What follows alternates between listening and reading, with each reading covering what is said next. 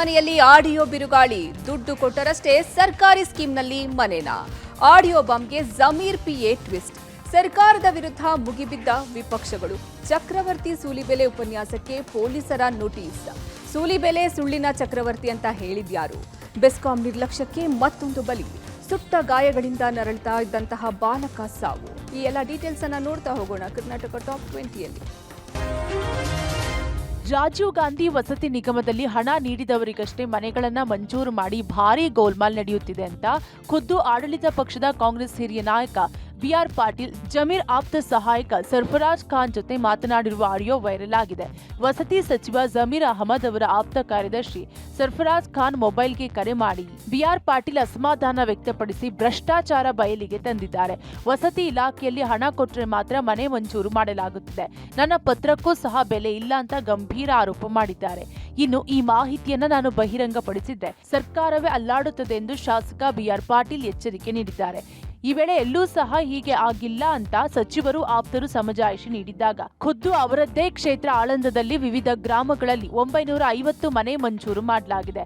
ಅಲ್ಲದೆ ನನ್ನ ಪಕ್ಕದ ಅಫ್ಜಲ್ಪುರ್ ಮತಕ್ಷೇತ್ರದಲ್ಲಿ ಸಹ ಇದೇ ರೀತಿ ಆಗಿದೆ ಅಂತ ಶಾಸಕ ಬಿಆರ್ ಪಾಟೀಲ್ ವಸತಿ ಇಲಾಖೆಯಲ್ಲಿನ ಹಗರಣವನ್ನ ಬಿಚ್ಚಿಟ್ಟಿದ್ದಾರೆ. राजीव गांधी हाउसिंग कारपोरेशन में जो लोग जाके पैसा देते हैं उनको घर मिला है. हो रहा है क्या, धंधा हो रहा है क्या?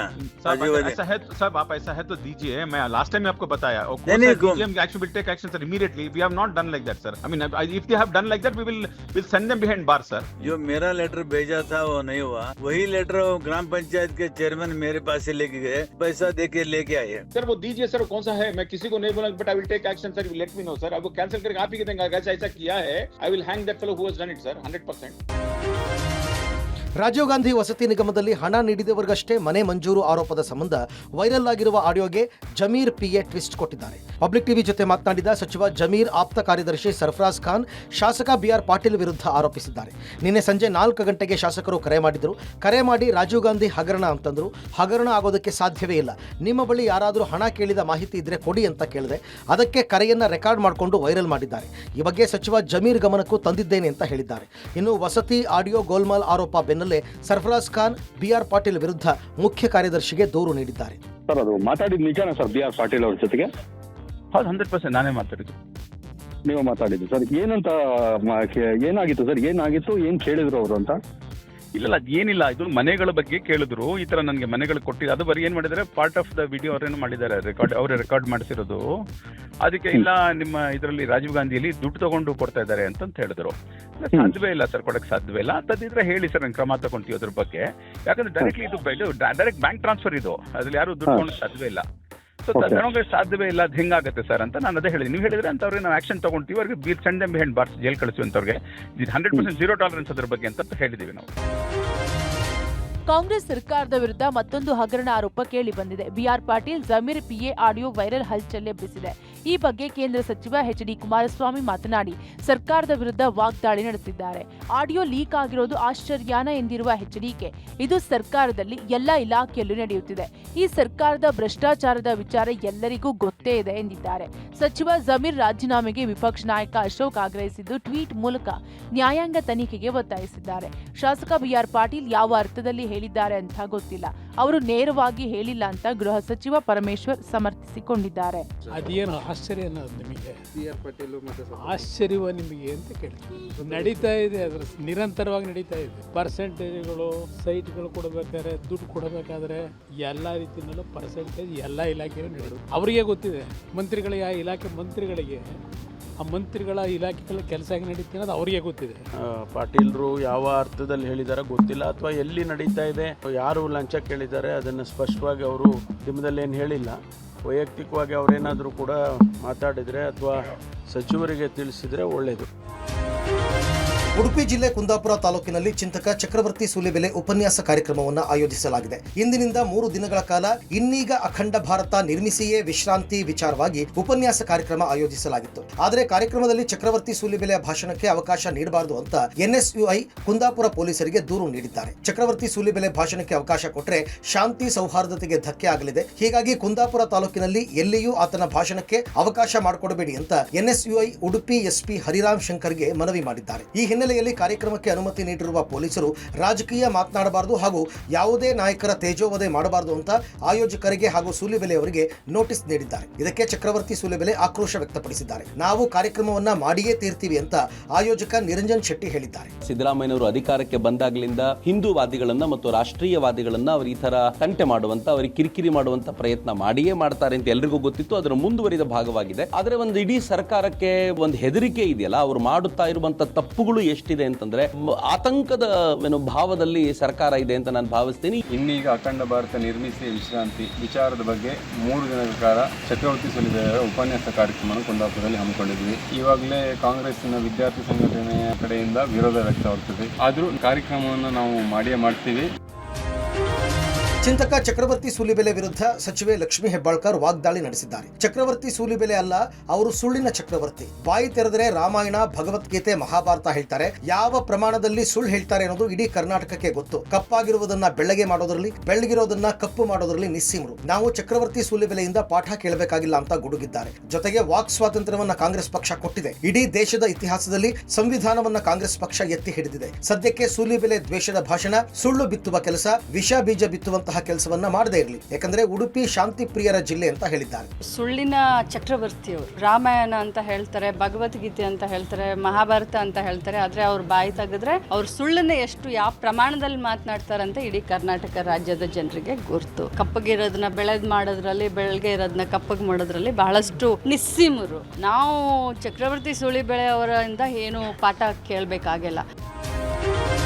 ಬೆಸ್ಕಾಂ ಅಧಿಕಾರಿಗಳ ನಿರ್ಲಕ್ಷ್ಯದಿಂದ ಹೈಟೆನ್ಷನ್ ವಿದ್ಯುತ್ ತಂತಿ ತಗುಲಿ ನರಕಯಾತನೆ ಅನುಭವಿಸುತ್ತಿದ್ದ ನೇಪಾಳ ಮೂಲದ 10 ವರ್ಷದ ಬಾಲಕ ಅನಂತ್ ಚಿಕಿತ್ಸೆ ಫಲಿಸದೆ ಸಾವನ್ನಪ್ಪಿದ್ದಾನೆ. ವಿಕ್ಟೋರಿಯಾ ಆಸ್ಪತ್ರೆಯಲ್ಲಿ ಸಾವು ಬದುಕಿನ ನಡುವೆ ಹೋರಾಟ ನಡೆಸ್ತಾ ಇದ್ದ ಅನಂತ್ ಇವತ್ತು ಕೊನೆ ಉಸಿರೆಳೆದಿದ್ದಾನೆ. ಬೆಸ್ಕಾಂ ನಿರ್ಲಕ್ಷ್ಯದಿಂದಾಗಿ ಮನೆ ಮುಂದೆ ಕೈಗೆಟುಕುವ ರೀತಿಯಲ್ಲಿಯೇ ಇದ್ದ ದೊಡ್ಡದಾದ ಡೇಂಜರಸ್ ವೈರ್ ತಗುಲಿ ಬಾಲಕನ ದೇಹ 90% ಸುಟ್ಟು ಹೋಗಿತ್ತು. ಕಳೆದ ಸೋಮವಾರದಿಂದ ಸುಟ್ಟ ಗಾಯದಿಂದ ನರಳಾಡ್ತಾ ಇದ್ದ ಅನಂತ್ ಇವತ್ತು ಚಿಕಿತ್ಸೆ ಫಲಿಸದೆ ಸಾವನ್ನಪ್ಪಿದ್ದಾನೆ. ಆಸ್ಪತ್ರೆಯ ಬಳಿ ಅನಂತ್ ಕುಟುಂಬಸ್ಥರ ಆಕ್ರಂದನ ಮುಗಿಲು ಮುಟ್ಟಿದೆ. ಇನ್ನು ಕಂದನನ್ನ ಕಳೆದುಕೊಂಡ ತಾಯಿಯ ರೋಧನೆ ಹೇಳತೀರದಾಗಿತ್ತು.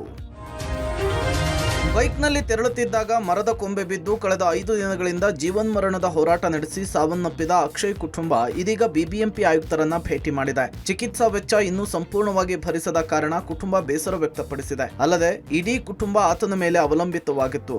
ನಮ್ಮ ಕುಟುಂಬಕ್ಕೆ ಕೆಲಸ ಕೊಡಿ ಅಂತ ಹೇಳಿ ಮನವಿ ಮಾಡಿಕೊಂಡಿದ್ದಾರೆ. ಇನ್ನು ತನ್ನದಲ್ಲದ ತಪ್ಪಿಗೆ ಅಮಾಯಕನ ಜೀವ ಹೋಯಿತು. ಆದ್ರೆ ಬಿಬಿಎಂಪಿಯ ಡಿಸಿಎಫ್ ಬಿಎಲ್ಜಿ ಸ್ವಾಮಿಯನ್ನ ಹುದ್ದೆ ನೀಡದೆ ರಾಜ್ಯ ಸರ್ಕಾರ ಎತ್ತಂಗಡಿ ಮಾಡಿದೆ. ಸ್ವಾಮಿ ಜಾಗಕ್ಕೆ ಚಿಕ್ಕಮಗಳೂರಿನ ಡಿಸಿಎಫ್ ಸುದರ್ಶನ್ ಜಿಕೆ ನೇಮಕ ಕೂಡ ಮಾಡಿದೆ. ಇನ್ನು ಮೃತ ಅಕ್ಷಯ್ ಕುಟುಂಬಸ್ಥರಿಗೆ ಬಿಬಿಎಂಪಿ ದಕ್ಷಿಣ ವಲಯದ ಕಚೇರಿಯಲ್ಲಿ 5 ಲಕ್ಷ ರೂಪಾಯಿ ಚೆಕ್ ವಿತರಣೆ ಮಾಡಲಾಗಿದೆ.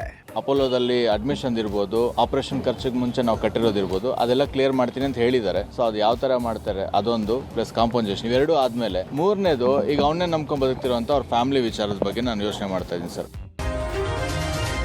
ಇರಾನ್ ಇಸ್ರೇಲ್ ಮಧ್ಯೆ ಯುದ್ಧ ಸಂಘರ್ಷ ಮತ್ತಷ್ಟು ಜೋರಾಗಿದೆ. 8ನೇ ದಿನವೂ ಇಸ್ರೇಲ್ ಇರಾನ್ ದಾಳಿ ಪ್ರತಿದಾಳಿ ನಡೆಸಿವೆ.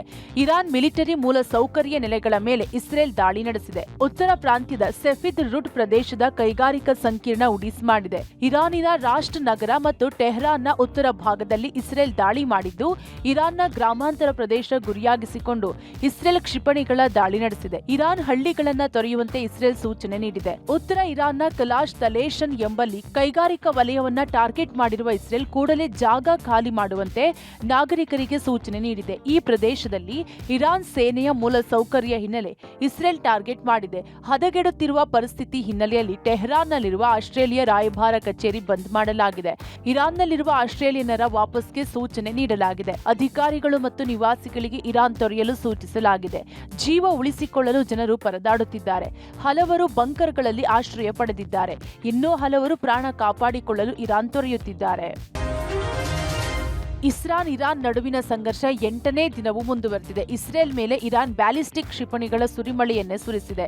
ಬೀರ್ ಶೆಬಾದ ಗೌಯಾಮ್ ನೆಗೆವ್ ತಂತ್ರಜ್ಞಾನ ಪಾರ್ಕ್ ಮೇಲೆ ಇರಾನ್ ದಾಳಿ ನಡೆಸಿದ್ದು, ಕ್ಷಿಪಣಿ ದಾಳಿಯಿಂದ ಹಲವಾರು ವಾಹನಗಳು ಸುಟ್ಟು ಕರಕಲಾಗಿವೆ. ಕಟ್ಟಡಕ್ಕೆ ತೀವ್ರ ಹಾನಿ ಉಂಟಾಗಿದ್ದರಿಂದ ಹೊಗೆ ಗಗನಕ್ಕೆ ಚಿಮ್ಮಿದೆ. ಪ್ರಾಣ ಉಳಿಸಿಕೊಳ್ಳಲು ಇಸ್ರೇಲ್ನಲ್ಲಿ ನಾಗರಿಕರು ಪರದಾಡುತ್ತಿದ್ದಾರೆ. ಸೆಂಟ್ರಲ್ ಇಸ್ರೇಲ್ ಮೇಲೆ ಇರಾನ್ ದಾಳಿ ನಡೆಸಿದೆ.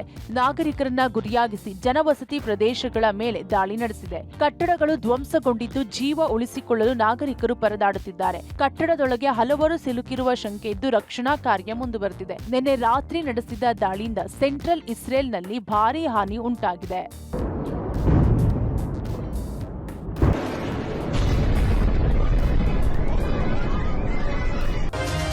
ಇರಾನ್ ಇಸ್ರೇಲ್ ನಡುವಿನ ಯುದ್ಧದ ಸ್ವರೂಪ ಸದ್ಯಕ್ಕೆ ಬದಲಾಗುವಂತೆ ಕಾಣುತ್ತಿಲ್ಲ.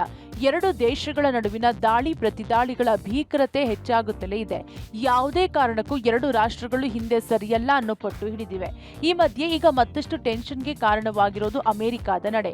ಇಷ್ಟು ದಿನ ಇಸ್ರೇಲ್ನ ಬೆನ್ನಿಗೆ ನಿಂತು ಬೆಂಬಲ ನೀಡಿದ್ದ ಅಮೆರಿಕ ಈಗ ಒಂದು ಹೆಜ್ಜೆ ಮುಂದೆ ಬಂದು ನೇರವಾಗಿ ಇರಾನ್ ವಿರುದ್ಧ ಹೋರಾಟದ ಎಚ್ಚರಿಕೆ ನೀಡಿದೆ. ಇದು ಮೂರನೇ ಮಹಾಯುದ್ಧಕ್ಕೆ ನಾಂದಿಯಾಗುತ್ತಾ ಅನ್ನೋ ಟೆನ್ಷನ್ ಹೆಚ್ಚಿಸಿದೆ. ಇರಾನ್ಗೆ 2 ದಿನದ ಹಿಂದೆಯಷ್ಟೇ ಟ್ರಂಪ್ ನೇರ ಎಚ್ಚರಿಕೆ ನೀಡುವ ಮೂಲಕ ಹಿಂದೆ ಸರಿಯುವಂತೆ ಹೇಳಿದ್ರು. ಆದ್ರೆ ಇದಕ್ಕೆ ಬಗ್ಗದ ಇರಾನ್ ಸರ್ವೋಚ್ಚ ನಾಯಕ ಖಮೇನಿ ಕೂಡ ನಿಮ್ಮ ಪಾಡಿಗೆ ನೀವು ಸೈಲೆಂಟ್ ಆಗಿದ್ರೆ ಸೂಕ್ತ, ಇಲ್ಲದಿದ್ರೆ ಅಮೆರಿಕ ಕೂಡ ಪರಿಣಾಮ ಎದುರಿಸಬೇಕಾಗಲಿದೆ ಅನ್ನೋ ಕೌಂಟರ್ ವಾರ್ನಿಂಗ್ ನೀಡಿದ್ರು. ಅದಾದ ಬೆನ್ನಲ್ಲೇ ನಿನ್ನೆ ಮತ್ತೆ ಟ್ರಂಪ್ ಇರಾನ್ ವಿರುದ್ಧ ಗುಡುಗಿದ್ದು, ಈ ಮಧ್ಯೆ ತಾವು ಕೂಡ ಇರಾನ್ ವಿರುದ್ಧ ಸಮರಕ್ಕಿಳಿಯುವ ಮುನ್ಸೂಚನೆ ನೀಡಿದ್ದಾರೆ.